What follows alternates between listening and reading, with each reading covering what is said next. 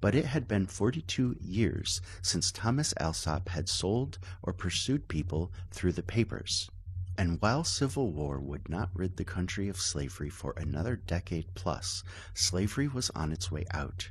In New York State, residents had been lawfully forbidden slavery for 21 years, with some loopholes, and people who had escaped slavery, like Frederick Douglass, were publishing their narratives and telling their stories anywhere they would be heard and lots of places they would not be. While the North's complicity in slavery and history of slavery has been deeply hidden, the culture change brought about by Frederick Douglass, Harriet Tubman, and everyone represented by those two names was deep as well. Douglass wrote, "Such is the power of public opinion that it is hard, even for the innocent, to feel the happy consolation of innocence when they fall under the maledictions of this power. How could we regard ourselves as in the right when all about us denounced us as criminals and had the power and the disposition to treat us as such?" So for a brief example, let's take how culture changed regarding public transportation with 3 examples. 1. Frederick Douglass wrote about using public transportation in the North in the years 1841 to 43, presumably. He wrote, "My treatment in the use of public conveyances about these times was extremely rough, especially on the Eastern Railroad from Boston to Portland. On that road, as on many others, there was a mean, dirty, and uncomfortable car set apart for Negro travelers called the Jim Crow car. Regarding this as the fruit of slaveholding prejudice, and being determined to fight the spirit of slavery wherever I might find it, I resolved to avoid this car, though it sometimes required some courage to do so. The Negro people generally accepted the situation and complained of me making matters worse rather than better by refusing to submit to this proscription. I, however, persisted, and sometimes was soundly beaten by conductor and brakeman. On one occasion, 6 of these fellows of the baser sort, under the direction of the conductor, set out to eject me from my seat. As usual, I had purchased a first-class ticket and paid the required sum for it, and on the requirement of the conductor to leave, refused to do so, when he called on these men to snake me out. They attempted to obey with an air which plainly told me they relished the job. They, however, found me much attached to my seat, and in removing me, I tore away 2 or 3 of the surrounding ones, on which I held with a firm grasp, and did the car no service in some other respects. I was strong and muscular, and the seats were not then so firmly attached or of as solid make as now. The result was that Stephen A. Chase, superintendent of the road, ordered all passenger trains to pass through Lynn, where I then lived, without stopping. This was a great inconvenience to the people, however. The people of Lynn stood bravely by me and denounced the railroad management in emphatic terms.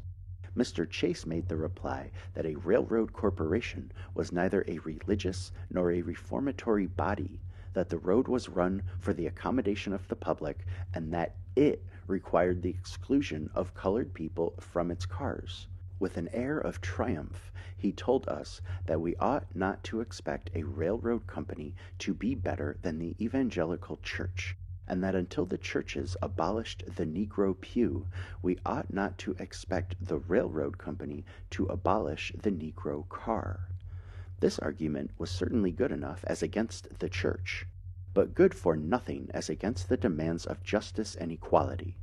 My dear old friend J.N. Buffum made a point against the company that they often allowed dogs and monkeys to ride in first-class cars, and yet excluded a man like Frederick Douglass. In a very few years, this barbarous practice was put away, and I think there have been no instances of such exclusion during the past 30 years, and Negro people now, everywhere in New England, ride upon equal terms with other passengers. Example 2. 10 years later, in 1853, a stage driver in Brooklyn thought he could get away with such treatment of a black person and found out the culture had changed on him. The Brooklyn Daily Eagle of February 28, 1853 reads, "A few days ago, James Coffey, a stage driver on the Brooklyn and Greenpoint line, was convicted of assault and battery for ejecting a colored woman from his stage, having admitted her without knowing her color." The defense was that the proprietors did not allow colored people to ride in their stages. Since James Coffey was convicted, the jury of his peers obviously disagreed. In the South, social relations remained in slavery until 1865, and then after Reconstruction, the Ku Klux Klan and institutions of white power pushed back against gains in black life. There are so many examples of racist abuse after slavery that it makes the stars cry, and picking out just one seems misleading because it was so prevalent, still is prevalent. But one example I think of often is from the documentary film The Sunshine Hotel. In the film, men who live and or work at a New York City flophouse are interviewed about their lives and their pasts, and one man named Nathan Smith tells a story about being on a train in the South after World War II. So since we were below the Mason-Dixon line, you had to ride in the nigger car, you know, and so I went to the nigger car, and there was only one other nigger there besides myself. It was just the two of us. He sat up front like that, and I was sitting all the way in the back, the last seat. And train started off 1:30, 2 o'clock, must have been around that time. 1:30, 2 o'clock in the morning, the train, or rather the conductor came through, you know, to punch the tickets. And he went through that guy up front first, and I'm looking at him, and I saw all of a sudden I see the guys holding up, looked like a ticket, it looked like a ticket to me, and the guy was protesting, whatever. I couldn't hear what they were saying. The guy was protesting. All of a sudden the conductor reached up, pulled the emergency cord, the train stopped. Snatched this nigger in his collar, dragged him over to the door of the train, opened up the door of the train, and kicked him in his ass out the train. And I didn't realize it until my man hollered, but because it was dark outside, I couldn't see shit.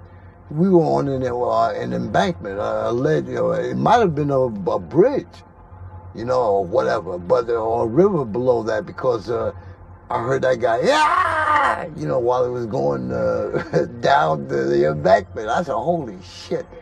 And the conductor started walking to me. But the conductor came down there and said, "Good evening, sir. May I have your ticket, please?"